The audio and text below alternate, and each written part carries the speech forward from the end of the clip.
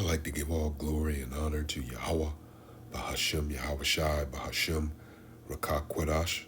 Double honors to the elders and the apostles that have taught this truth and continue to teach this truth. Shalom to the hopeful elect.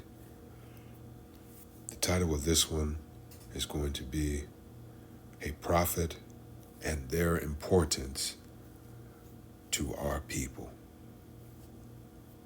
A prophet and his importance to our people. 1 Samuel 9:9. Before time, in Israel, when a man went to inquire of our power, thus he spake, Come, and let us go to the seer. For he that is now called a prophet was before time called a seer. Deuteronomy 18:9.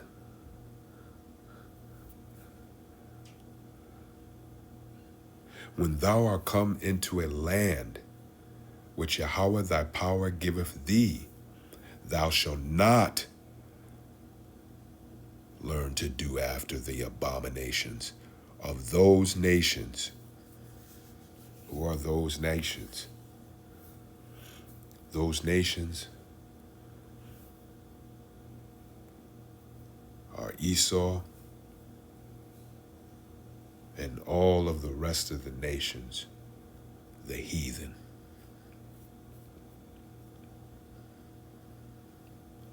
So let's read that again. When thou art come into the land which Yahweh thy power giveth thee, thou shalt not learn to do after the abominations of those nations. There shall not be found among you anyone that maketh his son or his daughter pass through the fire, or to use divination, or an observer of times, or an enchanter, or a witch. And so let's get into let's break these down real quick so we can get a complete understanding of what Yahweh is conveying.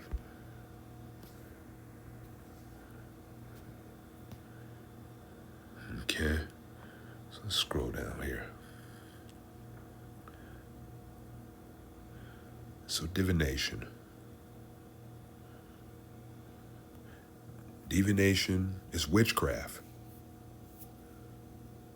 Okay.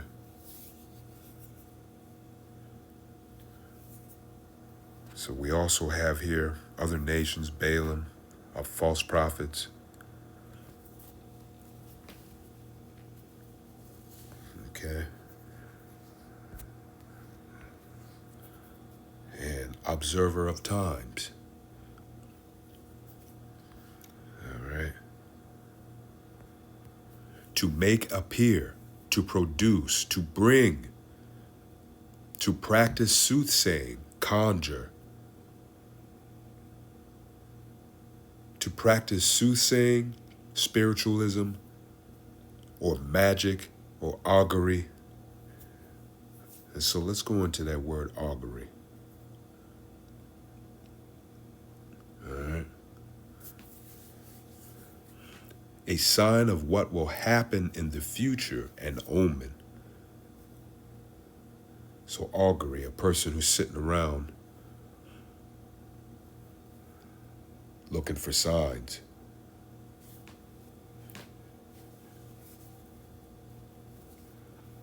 Instead of in which he should be consulting with the Levites, the prophets,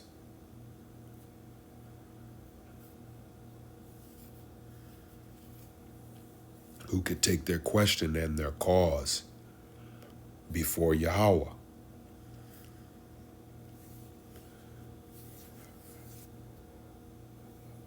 Okay. Or witchcraft. So let's move on here. Ooh, excuse me.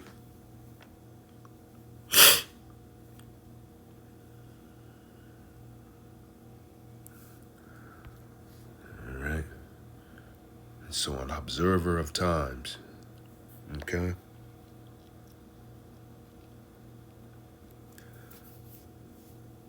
Or a charmer, or a consulter with familiar spirits, or a wizard, or a necromancer. Okay? Let's look that word necromancer up real quick.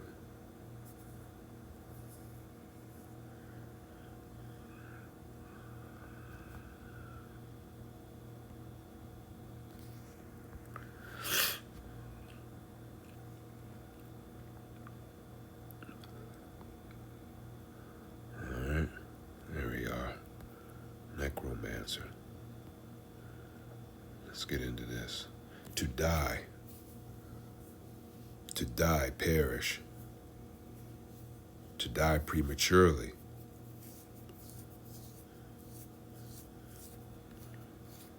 to be killed, to be put to death.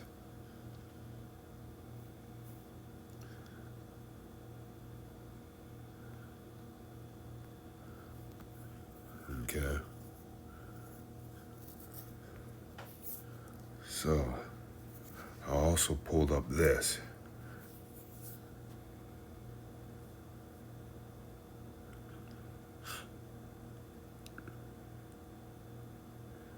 And so, this was a sacred tree which apparently could be seen from the gates of Shechem. No doubt, it took its name from the soothsayers who sat under it, practicing augury. And we just looked that word up, right? And so repetition is the father of skill. So let's look it up again, right? A sign of what will happen in the future, an omen. And so this person was sitting around looking for signs, okay? Instead of consulting the Levites, the prophets, who could take their cause directly before Yahweh and get answers. But instead, they want to sit around and soothsay or practice augury. Okay?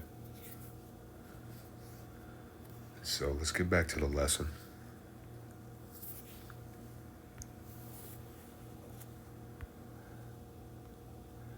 Alrighty. Deuteronomy 18 and 12. For all that do these things are an abomination unto Yahweh. And because of these abominations, Yahweh thy power doeth drive them out before thee. Thou shalt be perfect with Yahweh thy power.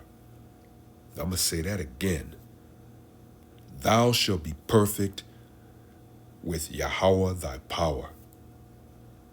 For these nations which thou shalt possess, hearkened means to listen, hearkened unto observers of times and unto diviners. But as for thee, Yahweh thy power have not suffered thee so to do. Yahweh thy power will raise up unto thee a prophet from the midst of thee, of thy brethren, like unto me. Unto him you shall hearken or listen. According to all that thou desirest of Yahweh thy power in Horeb, in the day of thy assembly, saying, let me not hear again the voice of Yahweh, my power, neither let me see the great fire any more, that I die not.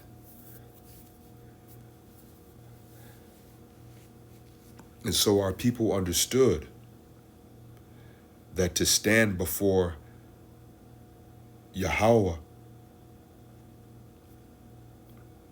in the wicked state that they were in, that they would be put to death. They understood that they couldn't that they were unclean and they couldn't stand before Yahweh the same way that the Levites and Moses and Aaron could stand before Yahweh. And specifically Moses. Okay? Because Moses was the high priest at that time. And so our people understood that. And so they made this statement at Horeb. Okay? Moving on.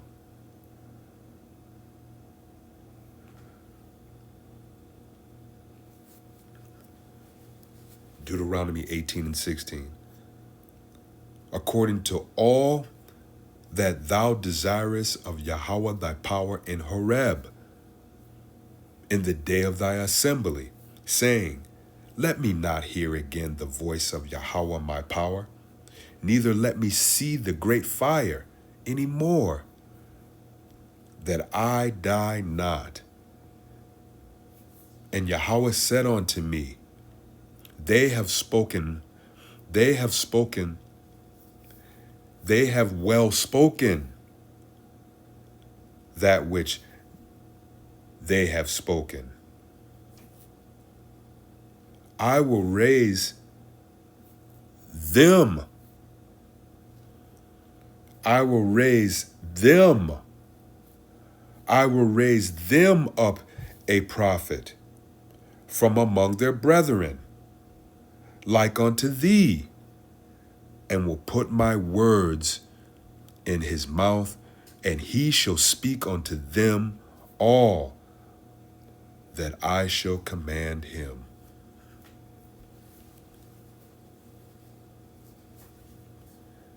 And it shall come to pass that whosoever will not hearken unto my words, which he shall speak in my name,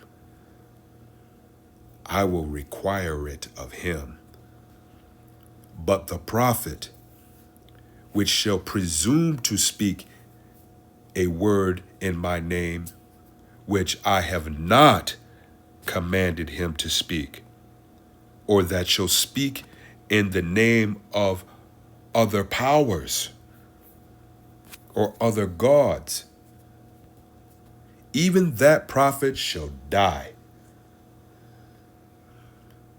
And if thou say in thine heart, how shall we know the word which Yahweh hath not spoken? When a prophet speaketh in the name of Yahweh, if the thing follow not, nor come to pass, that is the thing which Yahweh hath not spoken, but the prophet hath spoken it presumptuously, thou shalt not be afraid of him.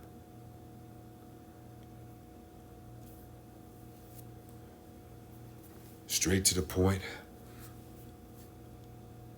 the importance of the prophet.